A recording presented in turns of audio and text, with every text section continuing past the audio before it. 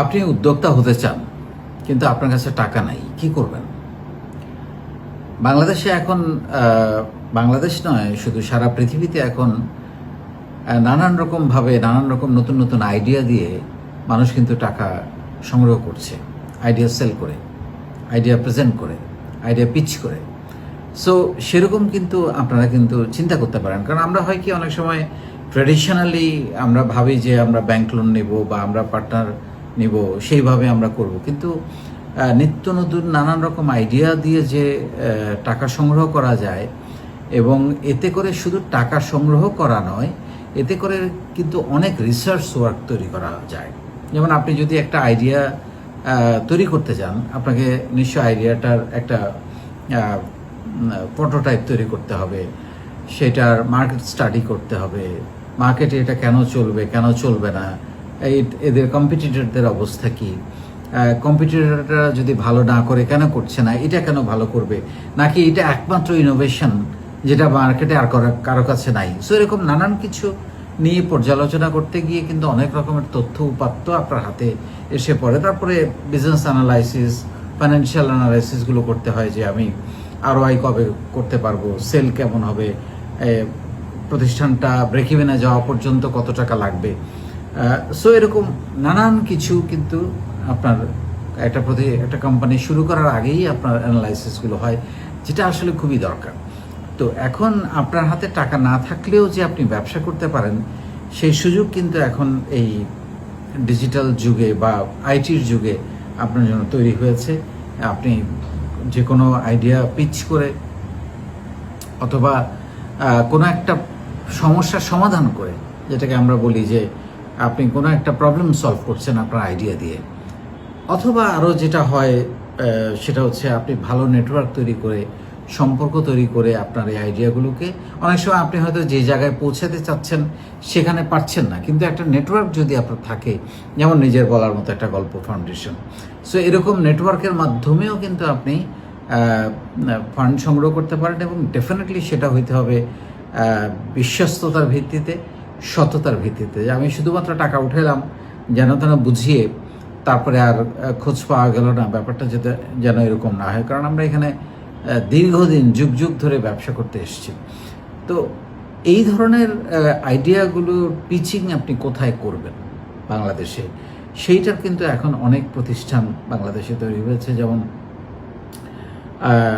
আইসিটির idea division নামে একটা আছে, যেখানে সারা বছর আপনি চাইলে যে কোনো সময় আইডিয়া জমা দিতে পারেন, এবং তারা কিছুদিন পরপরই সেগুলো ডেকে পিচ করে। তারপরে ইনোভেশন ফান্ড, তারপরে innovation service fund, start up Bangladesh আছে, এটা আমাদের একটা প্রতিষ্ঠানই আছে স্টার্ট আপ বাংলাদেশ। বাংলাদেশ ব্যাংকের একটা বিশাল প্রজেক্ট আছে, যেখানে আমি একবার গিয়েছিলাম তাদের সাথে কথা বলতে, তারা বলছিল যে আমাদের কাছে এত টাকা পড়ে আছে, কিন্তু আমরা সেগুলো দিতে পারছি না। তার মানে এই খোঁজটাই কেউ জানে না। হ্যাঁ, বাংলাদেশ ব্যাংকের কাছে ফান্ড পড়ে আছে।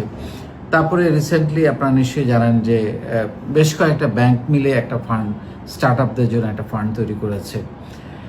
তারপরে যেটা হচ্ছে যে এছাড়া ভেঞ্চার ক্যাপিটাল তো আছেই, বাংলাদেশে এখন অনেকগুলো ভেঞ্চার ক্যাপিটাল কাজ করছে। সো আপনি যদি এগুলো নিয়ে গুগলে একটু সার্চ করেন, একটু লেখাপড়া করেন কীভাবে এগুলো কাজ করে, প্রজেক্টটা কীভাবে জমা দিতে হয়, এবং একটা প্রজেক্ট প্রোফাইল কীভাবে তৈরি করতে হয়, এটা তো আমরা আপনাদেরকে শিখিয়েছি, আমাদের সেশনে এগুলো পাবেন। সো আপনাকে এখানে একটা প্রজেক্ট প্রোফাইল তৈরি করতে হবে ডেফিনেটলি, এবং আইডিয়াটা আপনাকে প্রপারলি এবং টেকনিক্যাল, ফাইন্যান্সিয়াল, মার্কেটিং পুরোটা মিলিয়ে একটা প্রেজেন্টেশন খুব অল্প সময়ের মধ্যে দেওয়ার মতো একটা প্রস্তুতি আপনাকে নিতে হবে। সো এখানে প্রেজেন্টেশনটাও খুবই গুরুত্বপূর্ণ।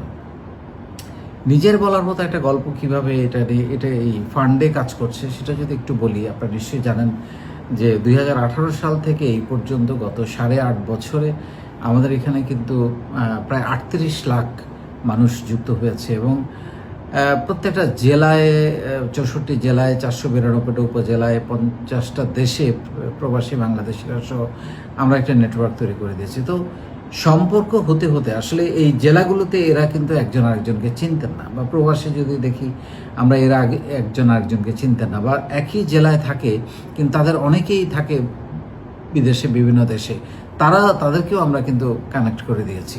তো যার ফলে যে একটা দারুণ নেটওয়ার্ক তৈরি হয়েছে এবং এই সম্পর্কগুলো বিল্ড আপ করতে করতে এক পর্যায়ে তাদের মধ্যে বিশ্বস্ততার সম্পর্ক তৈরি হয়েছে, সততার সম্পর্ক তৈরি হয়েছে, একজন আরেকজনকে বিশ্বাস করতে পারে এরকম একটা জায়গা তৈরি হয়েছে এবং তখন তারা কিন্তু পার্টনার হচ্ছে, ক্রেতা বিক্রেতা হচ্ছে, একে অন্যের প্রজেক্টে ইনভেস্ট করছে, এরকম অসংখ্য ঘটনা কিন্তু ঘটছে। তবুও আমি এই ব্যাপারে সতর্কতা হিসাবে যেটা বলবো যে আপনারা ডেফিনেটলি দেখে শুনে বুঝে মানুষটা কেমন, যার সাথে পার্টনারশিপ করছেন, যার সাথে বিনিয়োগ করছেন, যার আইডিয়ার উপরে কাজ করছেন, তার ব্যাকগ্রাউন্ড কি, এগুলো প্রপারলি বাছাই করে খোঁজ খবর নিয়ে তার ব্যাপারে অন্যদের কাছ থেকে, ওই জেলার বা ওই দেশের অন্যদের কাছ থেকে খোঁজ খবর নিয়ে তারপরে এই ধরনের কাজকর্ম করবেন, যাতে করে পরবর্তীতে আপনার নিজেকে প্রশ্ন করতে না হয় যে আমি না বুঝে করেছি বা আমি লোকটাকে চিনতে পারিনি। সো কাজ করতে গেলে ভুল হবে, আবার সেখান থেকে আমরা শিখব, কিন্তু আমরা একই ভুল যেন বারবার না করি আর কি।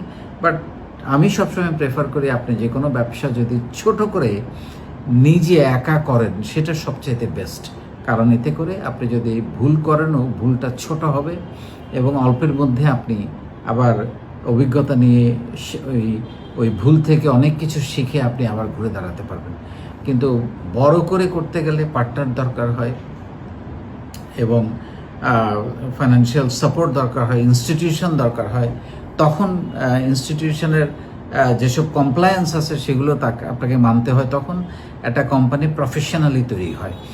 সেগুলো করা যেতে পারে আপনার কাছে যদি ভালো আইডিয়া থাকে। সো আমার মনে হয় এই উদ্ভাবনী আইডিয়া দিয়ে আপনার আইডিয়াটা যদি কোনো একটা প্রবলেম সলভ করে, সেটা দিয়ে আপনি কিন্তু ব্যবসা করার জন্য টাকা উঠাতে পারেন। সো আসলে ভালো আইডিয়া যদি থাকে, আপনার টাকা না থাকলেও আপনি ডেফিনেটলি ব্যবসা করতে পারবেন এবং কেউ না কেউ আপনার জন্য ওয়েট করছে সেই টাকা নিয়ে আপনার প্রজেক্টে ইনভেস্ট করার জন্য। ধন্যবাদ।